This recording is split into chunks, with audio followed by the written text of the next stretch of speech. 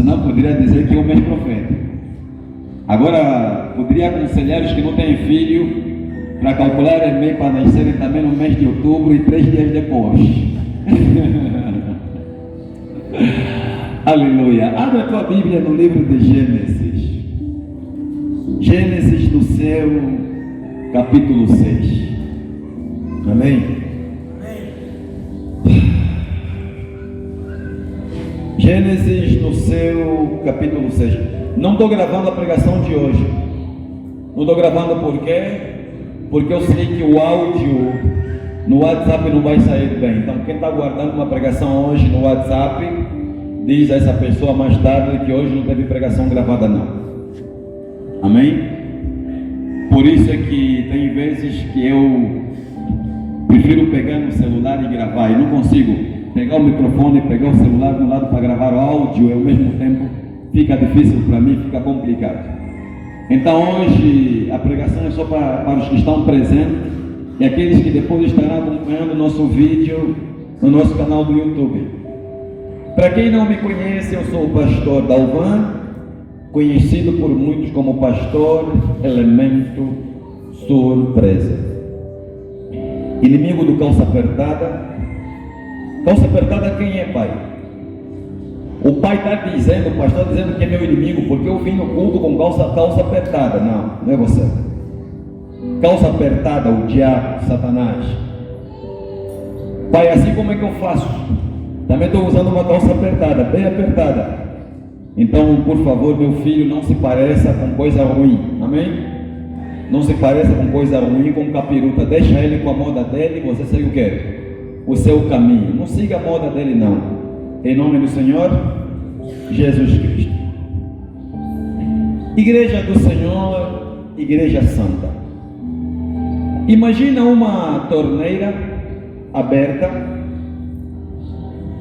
impossível de ser consertado pelas mãos humanas. Imagina uma torneira que a água escorre ou passa 24/24. Não para de passar água. O dia todo está jorrando água. A noite toda está jorrando água. A madrugada, e assim de mês em mês, de ano em ano e de séculos a séculos. Não para de jorrar. Por mais que o homem queira impedir com que aquela água passe, ainda assim o homem não tem as ferramentas necessárias para poder paralisar ou resolver aquele problema. Você consegue imaginar uma torneira assim? Mas não imagina uma torneira pequena, imagina uma torneira gigantesca, enorme. Por mais que os seres humanos se juntem para poder dar solução a esse problema, ainda assim o homem chega diante a esse problema, diante a essa torneira gigantesca aberta, o homem chega a uma conclusão. Por mais que a gente estude, por mais que a gente se forme para dar solução a esse problema, ainda assim não encontramos na ciência, não encontramos na educação, não encontramos nas faculdades, não encontramos em parte alguma a solução e a resolução deste problema. Agora imagina, igreja, que essa água não é água, essa água são pessoas. Aí pergunto, como é que essa torneira será consertada se a água que está saindo dela são pessoas, são almas? Os que estão do outro lado, da margem, observando a água, que na verdade não é água, mas são almas que estão escorrendo, saindo por essa torneira gigantesca, estão cientes que mais cedo ou mais tarde será o próximo a cair no mesmo lugar e também sair pelo outro lado, onde estão saindo aquelas pessoas que dentro deste lamaçal ou deste tanque caíram. É exatamente assim a porta do inferno. Nenhum ser humano tem, por mais que venha estudar, nenhum ser humano tem em mão a ciência ou o conhecimento de como paralisar ou fechar a porta do inferno para que não receba almas. O inferno está recebendo almas todos os dias, manhã, tarde e noite.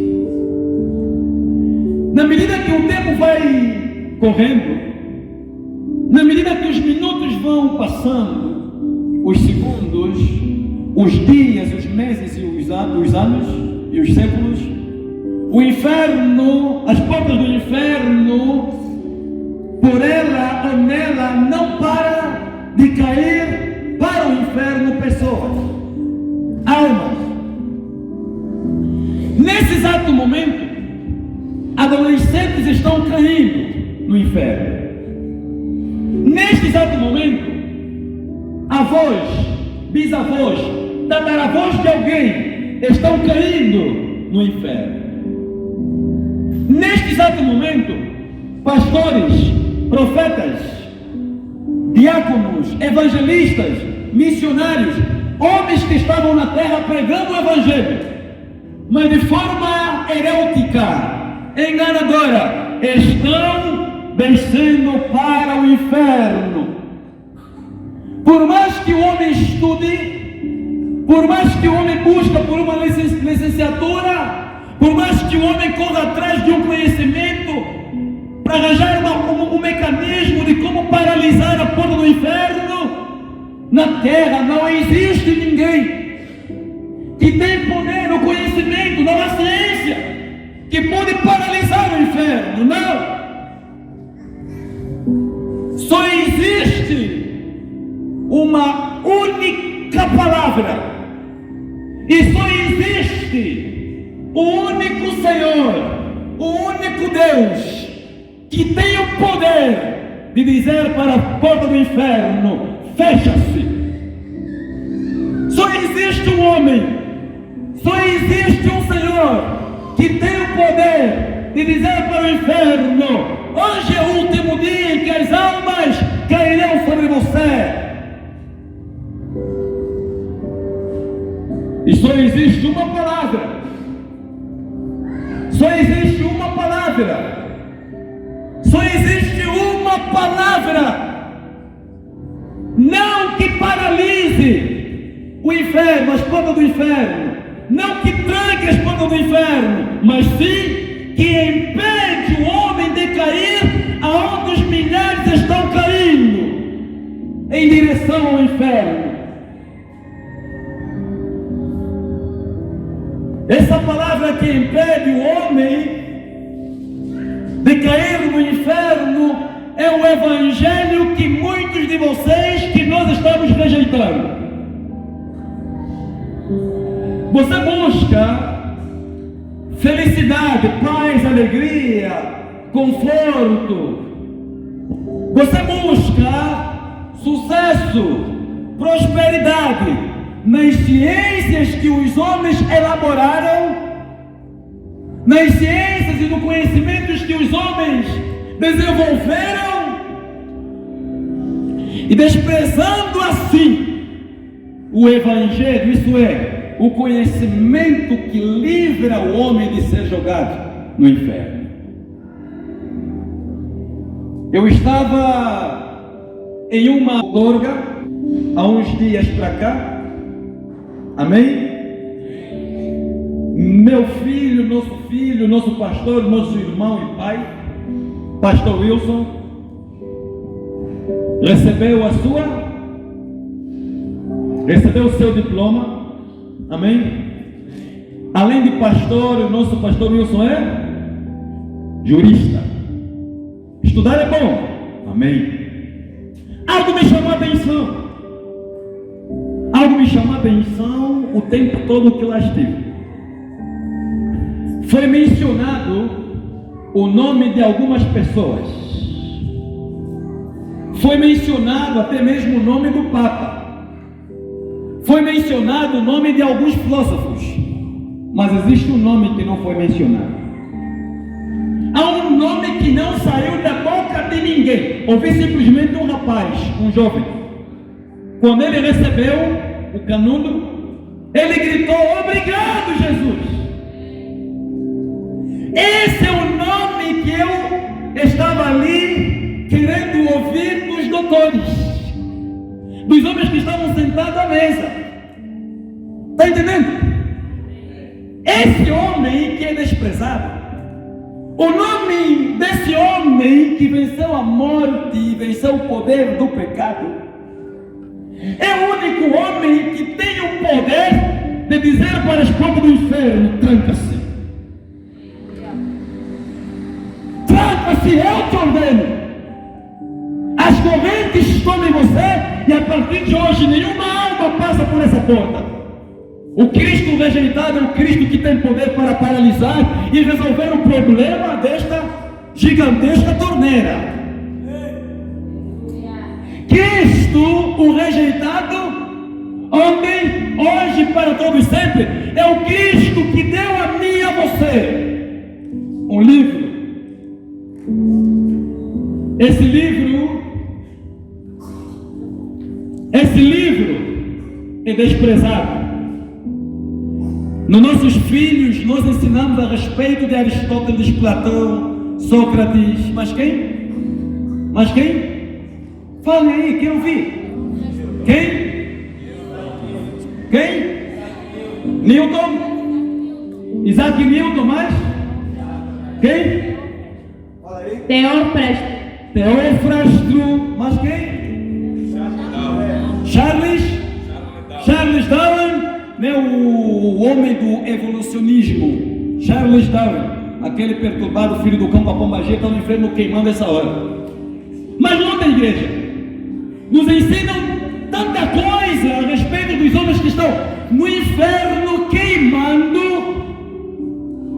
gritando e clamando por misericórdia, mas o nome daquele que venceu o poder do pecado e o poder da morte foi banido, apagado, exonerado, expulso das faculdades, dos ensinos, da educação dos homens.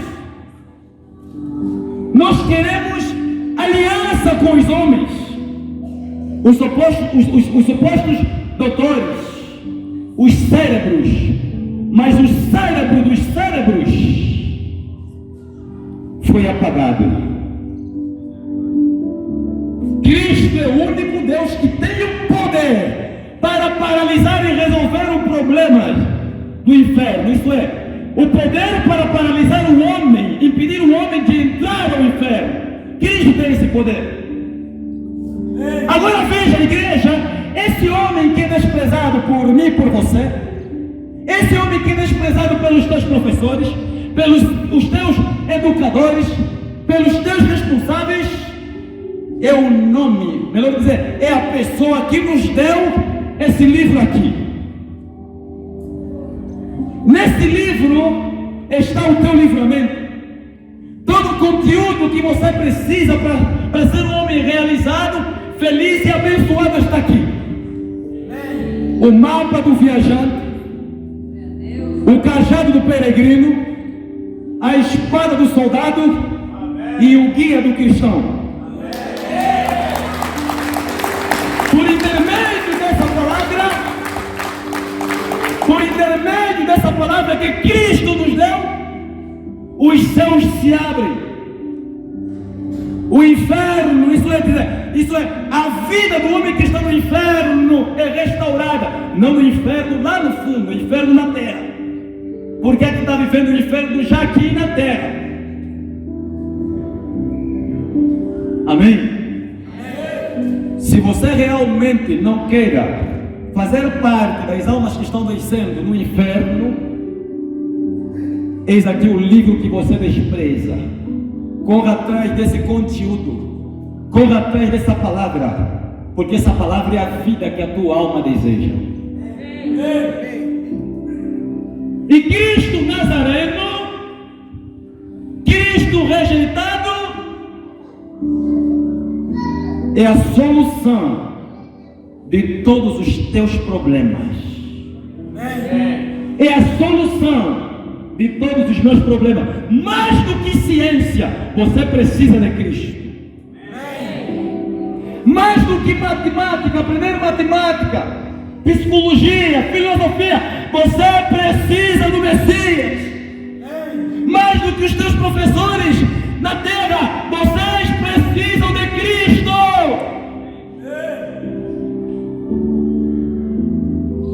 E esse Cristo que é abandonado, rejeitado, veja o que acontece com uma nação. Veja o que acontece com um povo que vive a vida rejeitando o Todo-Poderoso, rejeitando Jeová. Quem rejeita Cristo está rejeitando Jeová.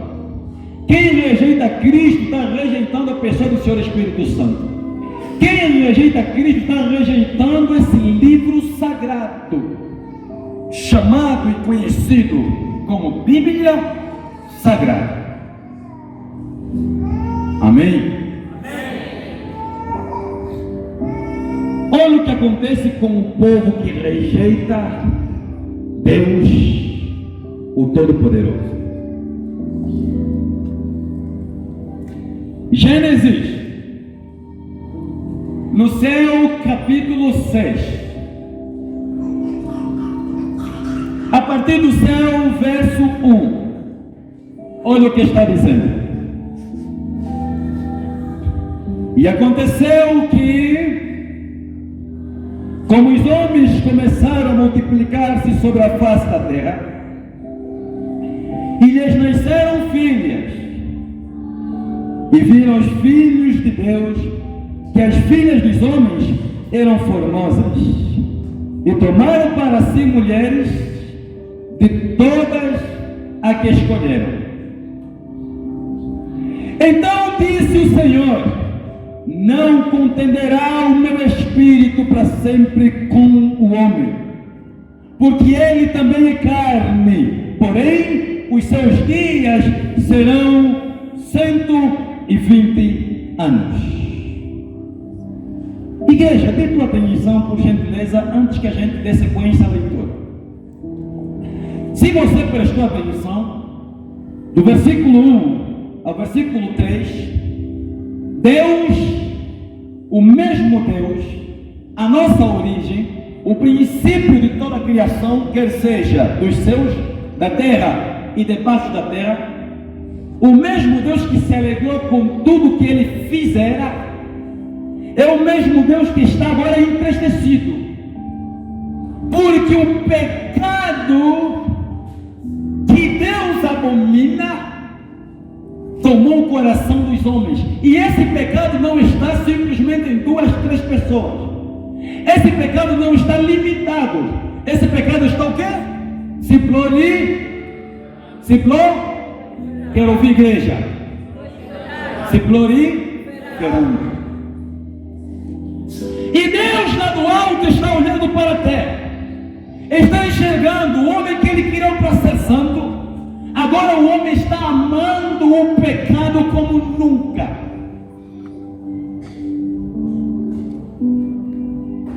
Seus olhos, isso é, o seu olhar, que era um olhar de alegria, agora é um olhar de tristeza.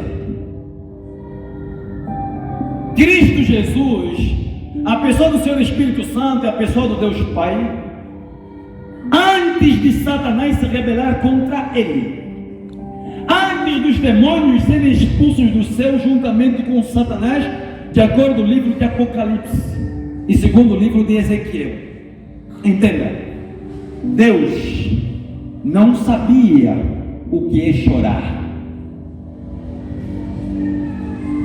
Jeová não sabia o que é ter no seu rosto uma lágrima caindo. A pessoa do Senhor Espírito Santo, Cristo, não sabia o que chorar. Mas a partir do momento em que Lúcifer insistiu no pecado, errando contra Deus, na iniquidade, dos olhos de Deus, pela primeira vez nos céus, antes do homem ser criado, Deus passou a conhecer uma lágrima. Deus passou a conhecer a tristeza. Amém? Porque nenhum pai que ama seu filho ama vendo seu filho se destruído. Nenhum pai. Todo pai que ama sente a dor do filho. E para dizer que Deus, Jeová, o Pai, Cristo e a pessoa do Senhor Espírito Santo, quando Deus trouxe a existência a Lúcifer, Deus não criou Lúcifer e nenhum demônio que hoje é demônio para estar no inferno, entenda? Porque Deus não criou Lúcifer, Satanás, não. Esse termo, esse atributo como Satanás ou diabo, que significa opositor, veio a existir depois da queda. Os demônios eram anjos do bem. E a palavra demônio significa anjos decaídos. Satanás foi fazendo a cabeça dos anjos, e uma boa parte aceitaram a voz do diabo, aceitaram se unir a Satanás, serem manipulados por ele. E entenda, Deus não criou Lúcifer, um diabo, não. Deus criou Lúcifer como filho. Lúcifer foi criado como símbolo, isso é, sineta da perfeição, símbolo da perfeição de Deus. Quem olhava para Lúcifer via, enxergava a perfeição do Todo-Poderoso. Amém? Era um dos seres mais belos do céu. Ele fora feito com 12 pedras preciosas. E não só. Para completar, ele poderia andar sobre brasas de fogo. E quando ele caminhava, da sua roupa, isso é, de si mesmo, som de música era entoado. Ele não precisava abrir a boca para cantar. Ele simplesmente era a própria música. Um ser extremamente sábio.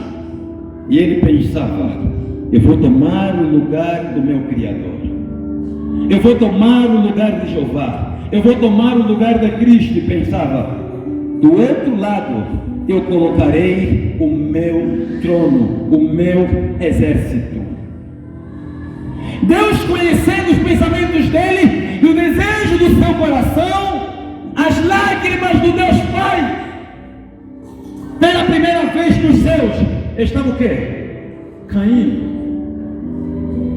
E Deus foi dando oportunidade, de acordo com o livro de Ezequiel. Deus está dizendo: pela multidão das tuas iniquidades, eu te lançarei em terra. Isso é, Satanás não pecou uma, duas, três vezes. Ele foi pecando, pecando e pecando. E Deus, o Pai, que não criara para o inferno, foi perdoando, perdoando e perdoando. Porque Ele é um Deus de amor. Deus é amor. Foi dada a oportunidade. Mas houve um dia em que Satanás, com toda a classe angelical que aceitaram serem dominados, coagidos por ele, levantaram-se para tomar o lugar do Deus Pai. E foi ali aonde Jeová, enxugando suas lágrimas, trouxe à existência um arcanjo, Miguel. Quem é semelhante a Deus? Perguntou Miguel para aquele, olhando no rosto daquele que agora não seria mais o quê? Um anjo de luz. Agora será o quê? Satanás, o diabo, o opositor, a serpente, o enganador. Quem é semelhante a Deus? E Miguel não foi Cristo. Não foi Cristo que levantou as mãos contra Satanás. Não foi o Deus Pai, nem a pessoa do Deus Espírito Santo. simplesmente um arcanjo. Deus levantou um arcanjo para poder tocar em quem? Em Satanás. E entenda, quem transformou Lúcifer em diabo não foi Deus, não foi Cristo, não foi Jeová, não foi a pessoa do Senhor Espírito Santo, nem tampouco foi o arcanjo Miguel, não foi Miguel. O pecado, a Bíblia diz lá em Ezequiel, Deus fez com que de dentro de Satanás saísse um fogo que lhe consumisse. Isso é, o próprio pecado que ele estava amando saiu de dentro dele e fez o quê? Ele consumiu. Para dizer que o pecado não só destrói o físico, não só destrói família, como o pecado destrói a alma e o futuro da pessoa. O próprio pecado do diabo, isso é, de Satanás, né, do arcanjo, lhe destruiu. Até arcanjo não, Satanás não era arcanjo, era querubim. Porque lá vai dizendo, querubim protetor. Satanás era um querubim, um anjo de luz. E esse querubim foi consumido, destruído pelo próprio pecado. Agora veja aqui, meu querido, nós estamos no livro de Gênesis. A terra está se multiplicando, as pessoas estão se multiplicando sobre a terra. Na medida que o homem vai se multiplicando sobre a terra, o pecado por sua vez também vai o quê? Se multiplicando.